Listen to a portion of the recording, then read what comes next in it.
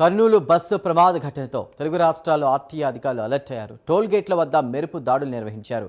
కడప జిల్లా Kazipet toll gate వద్ద ఆకస్మిక తనిఖీలు నిర్వహించారు. ప్రైవేట్ ట్రావెల్ బస్సులను తనిఖీ చేశారు. సేఫ్టీ మెజర్మెంట్స్, ఎమర్జెన్సీ డోర్లు, ఫస్ట్ ఎయిడ్ బాక్స్ సహా బస్సుల ఫిట్నెస్, పలు సర్టిఫికెట్లను చెక్ చేశారు.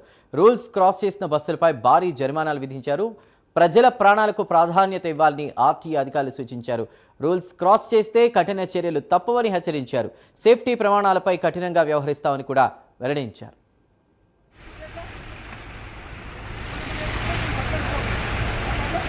కొత్త బండ్ల కన్నా ఇప్పుడు 24 నుంచి వచ్చిన బండ్ల కన్నా ఈ సిస్టమ్ ఉండాలా.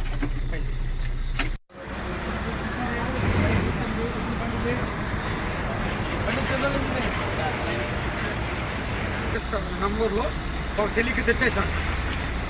నేను చేయడానికి వచ్చాను చెక్ చేసాం. వాటిలో అఫెన్సెస్ ఉన్నట్టని కేసులు వేసాం. ఇప్పటి వరకు భవన్ ఇది ఎన్నే కేసు? ఇప్పుడు 9 కేసులు రిజిస్టర్ చేసాం, బుక్ చేసాం. వాటికి అన్ని ఫైల్ కూడా కట్టించేసాం. ఇంకా కంటిన్యూ చేస్తాం. ఇంకొక చెక్ పోస్ట్ కాడ కూడా వెళ్తున్నాం. ఈరోజు ఫుల్ విజిలెన్స్ ఉంది. అన్ని బస్సులు చట్ట ప్రకారం, 8 యాక్ట్ ప్రకారం